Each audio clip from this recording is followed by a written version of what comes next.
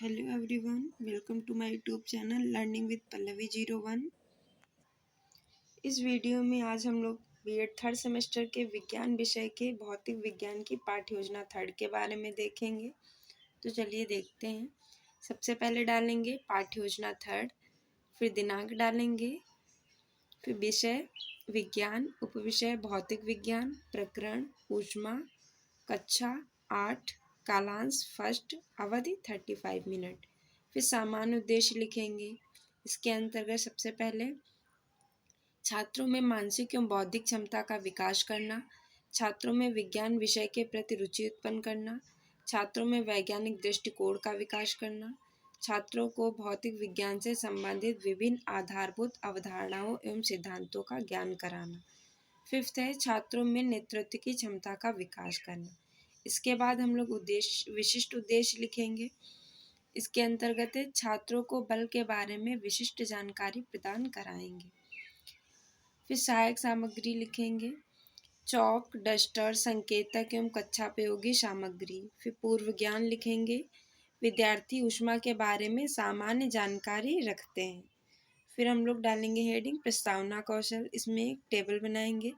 इसमें एक कॉलम होगा क्रम संख्या का, दूसरा छात्राध्यापिका कथन, तीसरा छात्र कथन। क्रम संख्या में सबसे पहला प्रश्न, फिर छात्राध्यापिका कथन में लिखेंगे प्रश्न, मौसम कितने प्रकार के होते हैं? छात्र कथन, गर्मी, सर्दी, बरसात। दूसरा प्रश्न है, हम सर्दियों में ऊनी कपड़े क्यों पहनते हैं? छात्र कथन, सर्दी से बचने के लिए। फिर थर्ड प्रश्न है, ऊनी कपड़ों से हमें क्या मिलता है? छात्र कथन, ऊनी कपड़ों से हमें गर्मी या ऊष्मा मिलती है। फोर्थ है, ऊष्मा के विषय में आप क्या जानते हैं? तो ये समस्यात्मक प्रश्न है, क्योंकि बच्चे इसका सटीक आंसर नहीं दे पाएंगे, इसलिए यहाँ पे समस्यात्मक प्रश्न डाल देंगे।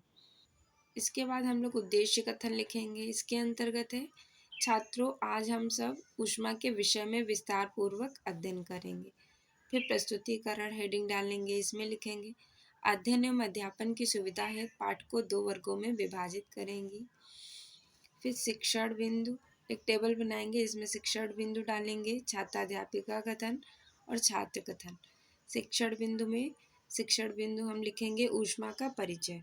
छात्राध्यापिका कथन में विकासात्मक प्रश्न हेडिंग डालेंगे। उसमें प्रश्न लिखेंगे, किसी बर्तन में पानी भरकर कहाँ रखने पर बर्तन तथा पानी का ताप बढ़ता है? तो छात्र कथन हो गया जलते स्टोव पर। फिर दूसरा प्रश्न है, जलते स्टोव से ऐसी कौन सी चीज़ निकलती है जिससे बर्तन तथा पानी का ताप बढ़ जाता है? तो नीली लौ या आग निकलती है जिससे गर्मी होती है। या फिर नीली लौ या आग को वैज्ञानिक भाषा में क्या कहा जाता है? छात्र कथन में लिखेंगे ऊष्मा। ऊष्मा से आप क्या समझते हैं? तो छात्र इसका आंसर सही से नहीं देंगे, तो यहाँ पे समस्यात्मक लिख देंगे। फिर स्पष्टीकरण लिखेंगे। स्पष्टीकरण में लिखेंगे हम लोग ऊष्मा के बारे में, ऊष्मा या ऊष्मीय ऊर्जा ऊर्जा का एक रूप है जो ताप के कारण होता है। ऊर्जा के अन्य रूपों की तरह ऊष्मा का भी प्रवाह होता है। किसी पदार्थ के गर्म या ठंडे होने के कारण उसमें जो ऊर्जा होती है उसे उसकी ऊष्मीय ऊर्जा कहते हैं। अन्य ऊर्जा की तरह इसका मात्रक भी जूल होता है। इसे कैलोरी में भी व्यक्त करते हैं। फिर दूसरा शिक्षण बिंदु लिखेंगे ऊष्मा तथा ऊष्मा का स्थानांतरण। फिर विकासात्मक प्रश्न। इसमें सबसे पहला प्रश्न है, ऊष्मा का मात्रक क्या है? छात्र कथन में लिखेंगे जूल। फिर दूसरा प्रश्न है, ऊष्मा किसका रूप है? छात्र कथन में ऊष्मा ऊर्जा का रूप है। फिर तीसरा प्रश्न लिखेंगे ऊष्मा किस पर निर्भर करती है? तो छात्र कथन ताप पर। फिर फोर्थ प्रश्न है, ऊष्मा का स्थानांतरण विधि बताइए। तो ये समस्यात्मक हो जाएगा। फिर स्पष्टीकरण लिखेंगे। इसमें ऊष्मा स्थानांतरण की 3 विधियां हैं। सबसे पहले चालन, फिर संवहन, फिर विकिरण। चालन में क्या होता है? चालन विधि में ऊष्मा का स्थानांतरण एक अणु से दूसरे अणु की ओर होता है।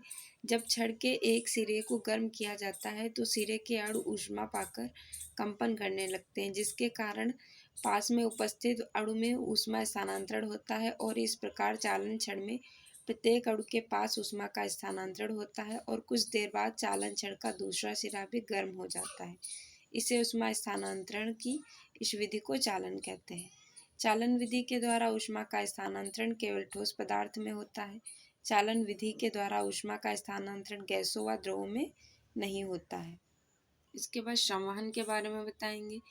जब किसी तरल पदार्थ को गर्म किया जाता है तो एक स्थान पर तरल का ताप अधिक तथा दूसरे स्थान पर कम हो जाता है।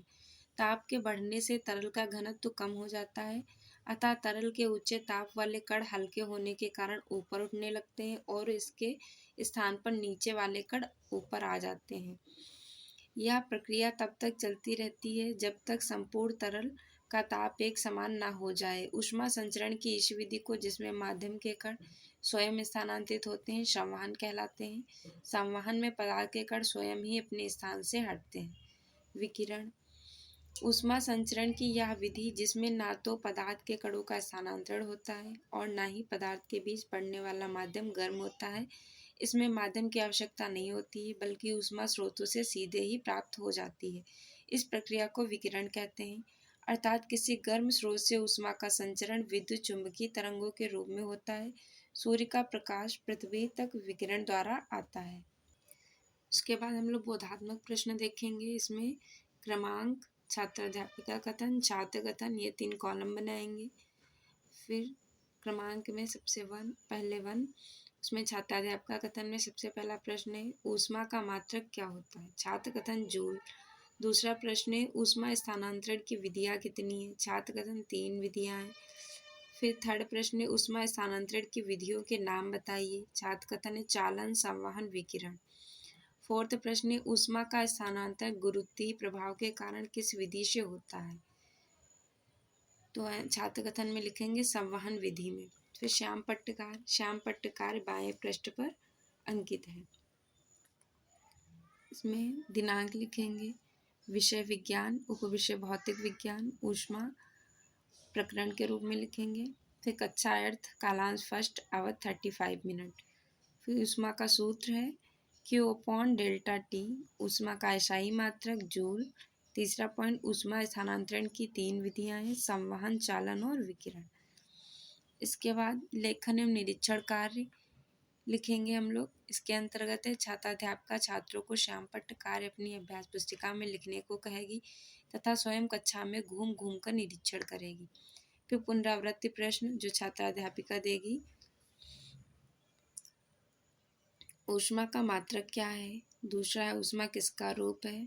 थर्ड है, ऊष्मा स्थानांतरण की विधियों के नाम बताओ। फोर्थ है, पृथ्वी पर प्रकाश किसके द्वारा आता है? फिर गृह कार्य, तो सबसे पहला प्रश्न इसमें लिखेंगे, ऊष्मा किसे कहते हैं तथा इसका मात्रक भी बताइए। दूसरा प्रश्न, ऊष्मा स्थानांतरण की विधियों का संक्षेप में उल्लेख कीजिए। तो फ्रेंड्स, ये वीडियो कंप्लीट हुई। अगर आपको वीडियो अच्छी लगी हो तो प्लीज़ वीडियो को लाइक एंड शेयर करें। अगर चैनल को सब्सक्राइब ना किया हो तो सब्सक्राइब कर लें, बेल आइकन को भी प्रेस कर देना ताकि हमारी नई वीडियो आप सब तक सबसे पहले पहुंच सके।